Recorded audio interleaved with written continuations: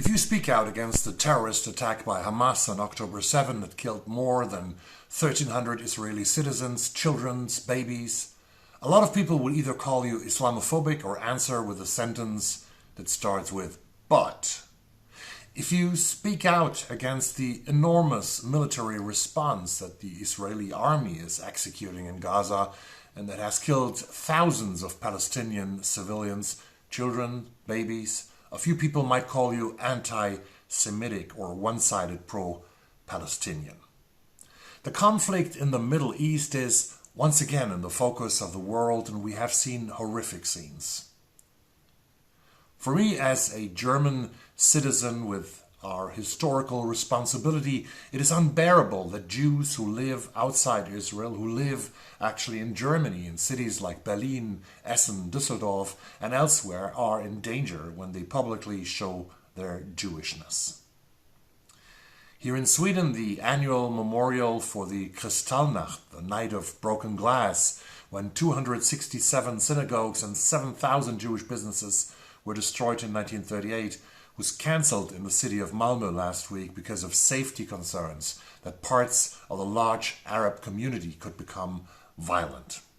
Almost 80 years after the Holocaust, our fellow Jewish citizens have to be scared to show who they are. 78 years after the Red Army liberated the extermination camp of Auschwitz that I visited this summer, there are lots of people, even on the political left, and even in the younger generation, who are very hateful against everything Jewish. I would love to live long enough to see a future where Palestinians and Israelis more or less live peacefully together in two states, and where neither side has to be afraid of the other. The protests against the war that we see in the US and in Europe are legit to a point where people demonstrate for peace and against aggression.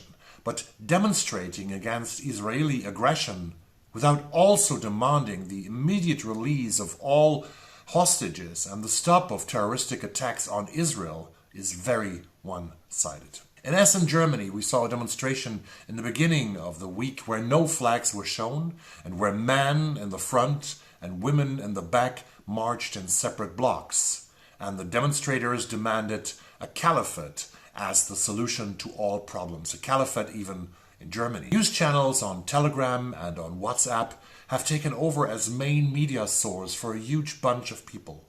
And tens of thousands of fake news have been posted there and spread since October 7. Social media is the culprit for dividing the planet and dividing the people living on it. It is so easy to manipulate news like never before. Bots post thousands of fake news or hateful comments and fire up and radicalize people who believe Telegram and Facebook posts more than good old-fashioned liberal or conservative journalism. Are there any good books that give a perspective on the background of all of this? Books that are not necessarily objective, because probably nothing in this very complex situation is neutral, but books that can help us widen our mindset? I have curated a list of 10 books that might help. If you have additions to that list, please let me know and us in the comments down below that video. The Middle East Crisis Factory, Tyranny, Resilience and Resistance by Iyad el-Baghdadi and Ahmed Gadnash, published in London in 2021. Why is the Middle East a crisis factory and how can it be fixed? What does the future look like for its 500 million people? Should the West strong-arm it towards democracy or leave it alone to its tyrants and terrorists? Iyad el-Baghdadi and Ahmed Gadnash explore the entrenchment of tyranny, terrorism and foreign intervention in the Middle East, showing how these systems of oppression superficially feed off each other, even as they battle each other. They assess the region's prospects in light of demographic, economic and social trends, painting a picture that is both alarming and hopeful. Finally, they present an ambitious and even thoughtful manifesto to fix the crisis factory, without resorting either to aggressive military intervention or to interventionist wishful thinking. A book about the failures of Arab history, the reality of its horizons, and the reasons for hope. written by children of the region whose lives have been shaped by its turmoil and who care deeply about its future. The Middle East Crisis Factory offers a bold vision for those seeking peace and democracy in the Middle East. My Promised Land, The Triumph and Tragedy of Israel by Ari Shavit, published by Spiegel and Grau in 2013. Facing unprecedented internal and external pressures, Israel today is at a moment of existential crisis. Ari Shavit draws on interviews, on historical documents, private diaries and letters, as well as his own family's story, illuminating the pivotal moments of the Zionist century to tell a riveting narrative that is larger than the sum of its parts, both personal and national, both deeply human and of profound historical dimension. We meet Shavit's great-grandfather, a British Zionist who in 1897 visited the Holy Land on a Thomas Cook tour and understood that it was the way of the future for his people. The idealist young farmer who bought land from his Arab neighbor in the 1920s to grow the Jaffa oranges that would create Palestine's booming economy. The visionary youth group leader who in the 1940s transformed Masada from the neglected ruins of an extremist sect into a powerful symbol for Zionism. The Palestinian who, as a young man in 1948, was driven with his family from his home during the expulsion from Lydda. The immigrant orphans of Europe's Holocaust who took on manual work and focused on raising their children to become the leaders of a new state. The pragmatic engineer who was instrumental in developing Israel's nuclear program in the 1960s.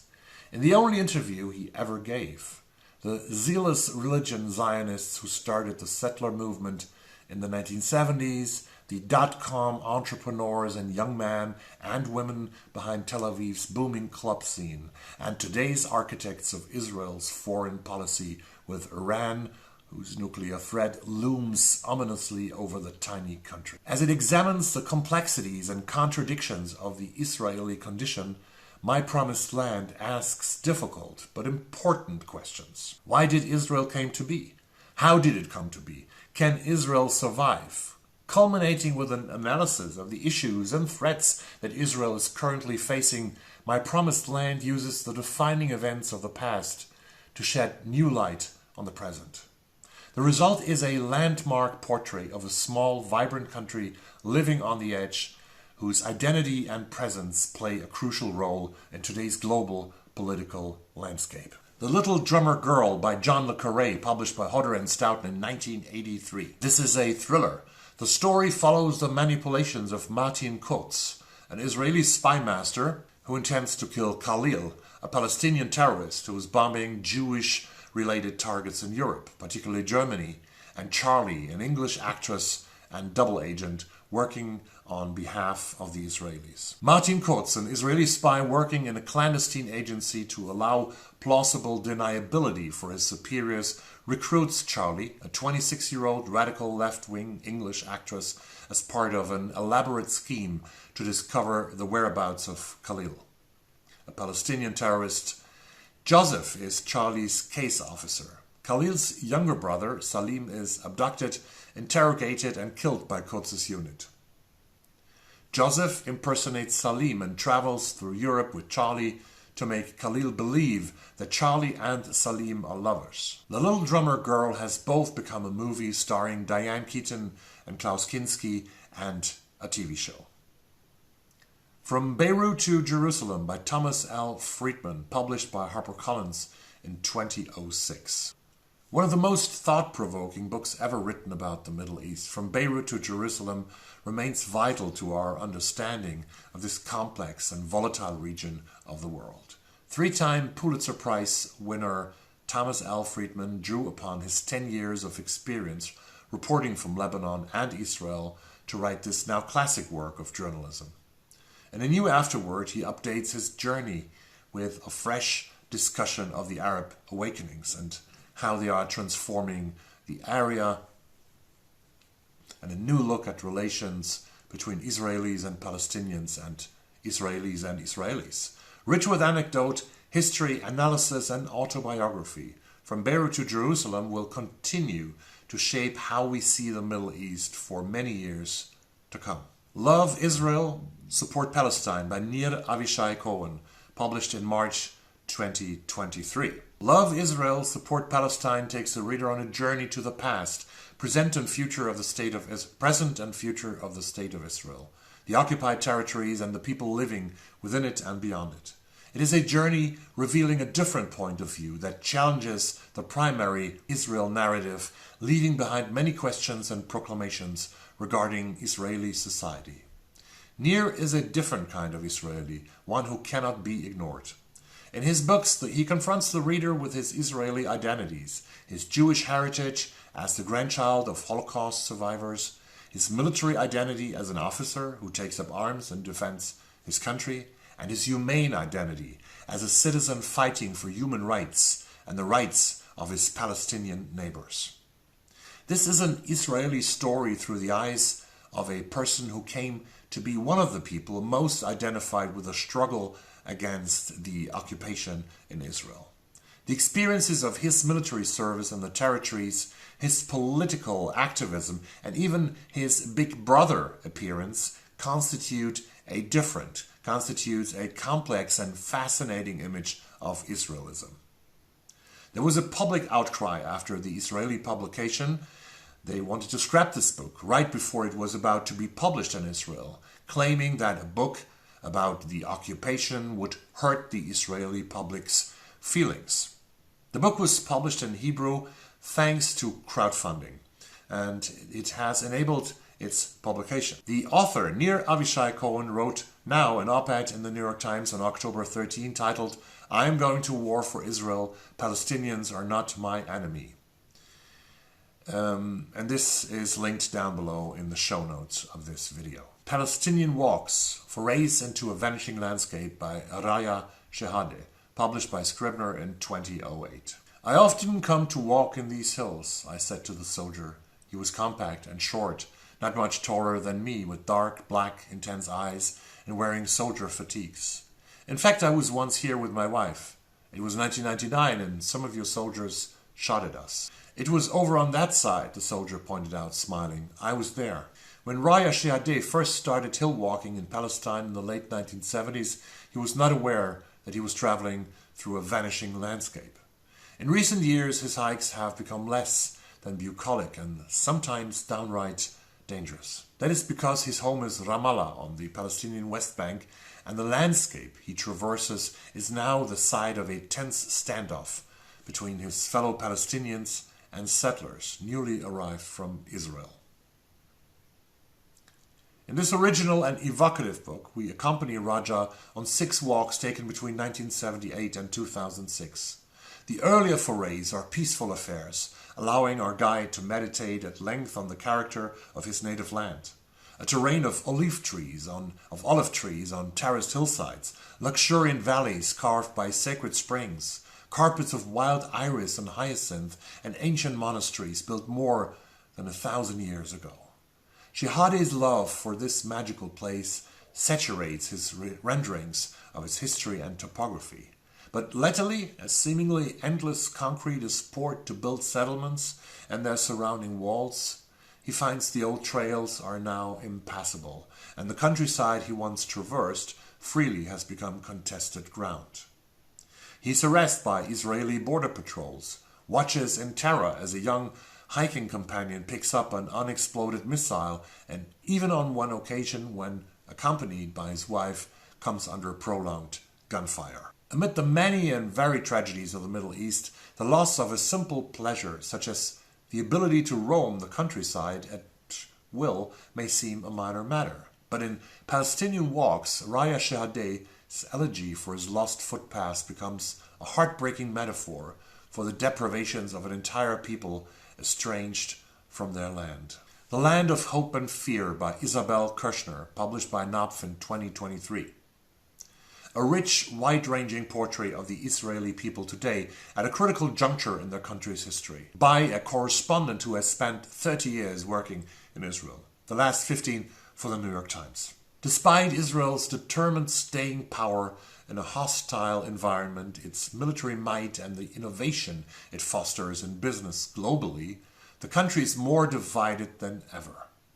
The old guard, socialist, secular elites and idealists are a dying breed, and the state's democratic foundations are being challenged. A dynamic and exuberant country of 9 million, Israel is now largely comprised of native-born Hebrew speakers, and yet any permanent sense of security and normalcy is elusive. In the land of hope and fear, we meet Jews and Arabs, religious and secular, Eastern and Western, liberals and zealots, plagued by perennial conflict and existential threats, citizens who remain deeply polarized politically, socially, and ideologically, even as they undergo generational change and redefine what it is to be an Israeli. Who are these people, and to what do they aspire? In moving narratives and with on-the-ground reporting, Isabel Kirshner reveals the core of what holds Israel together and the forces that threaten its future through the lens of real. A son of Zionist pioneers, cynical about what is to come and his people's status in it. A woman in her 90s whose life in a kibbutz has disintegrated. A brilliant poet caught up in the political maelstrom. An Arab gallery owner archiving a lost Palestinian landscape. And a descendant of the Russian Aliyah, representing millions of culturally and religiously different Jews, laying bare the question, who is an Israeli? The land of hope and fear decodes Israel today at its 75th anniversary, examining the ways in which the country has both exceeded and failed the ideals and expectations of its founders. 6 Days of War, June 1967 and the Making of the Modern Middle East by Michael B. Oren, published by Presidio in 2003. Though it lasted for only 6 tense days in June, the 1967 Arab-Israeli War never really ended. Every crisis that has ripped the region through in the ensuing decades, from the Yom Kippur War of 1973, it goes back to the ongoing Intifada, is a direct consequence of those 6 days of fighting. Michael B. Oren's magnificent 6 Days of War, an internationally acclaimed bestseller, is and was the first comprehensive account of this epoch-making event. Writing with a novelist's command of narrative and a historian's grasp of fact and motive, Oren reconstructs both the lightning-fast action on the battlefields and the political shocks that electrified the world. Extraordinary personalities, Moshe Dayan and Gamal Abdul Nasser, Lyndon Johnson and Alexei Kosygin, rose and toppled from power as a result of this war. Borders were redrawn, daring strategies brilliantly succeeded or disastrously failed in a matter of hours. And the balance of power, it changed in the Middle East and in the world. A towering work of history and an enthralling human narrative, 6 Days of War is the most important book on the Middle East conflict to appear in a generation. The Question of Palestine by Edward W. Said, published in 1979. This original and deeply provocative book was the first to make Palestine the subject of a serious debate, one that remains as critical as ever. With a rigorous scholarship he brought to his influential Orientalism and an exile's passion, he is Palestinian by birth, Edward W. Said traces the fatal collision between two peoples in the Middle East and its repercussions in the lives of both the occupier and the occupied, as well as in the conscience of the West. He has updated his landmark work to portray the changed status of Palestine and its people in light of such developments as the Israeli invasion of Lebanon, the Intifada, the Gulf War, and the ongoing Middle East peace initiatives. For anyone interested in this region and its future, the Question of Palestine remains the most useful and authoritative account available. This Lemon Tree, an Arab, a Jew, and the Heart of the Middle East by Sandy Tolan, published by Bloomsbury in 2006. In 1967, Bashir al-Khairi, a Palestinian 25-year-old, journeyed to Israel with the goal of seeing the beloved old stone house with a lemon tree behind it that he and his family had fled 19 years earlier. To his surprise, when he found the house, he was greeted by Dalia Ashkenazi Landau, a 19-year-old Israeli college student. His family fled Europe for Israel following the Holocaust. On the stoop of their shared home, Dalia and Bashir begin a rare friendship, forged in the aftermath of war and tested over the next 35 years in ways that neither could imagine on that summer day in 1967. based on extensive research and springing from his enormously resonant documentary that aired on NPR's Fresh Air in 1998, Sandy Tolan brings the Israeli-Palestinian conflict down to its most human level, suggesting that even amid the bleakest political realities there exists stories of hope and reconciliation. So these are 10 books about the Middle East and its painful, its bloody history. There are so many more. Please do not hesitate to write in the comments down below what you have read from the Middle East and what you would recommend to us to educate ourselves a little bit more. Hamas are terrorists. Mr. Netanyahu is a hardliner. But on both sides, there are so many more people who actually want peace and an end of bloodshed. Imagine all the people living life in peace. You may say I'm a dreamer, but I'm not the only one. I hope someday you'll join us and the world will live as one. Thanks for watching this video. If you thought it was okay or even better, please slap me a like. And if you are not a returning subscriber, thanks to all the returning subscribers, consider press the button to subscribe to this channel. I will see you soon in another video. Single reviews are in the making. And yes, it is Indigenous November. And I will come up with a list of 10 books that might be a good read for this very special month. So I say good night, buenas noches, gute Nacht, and buona notte.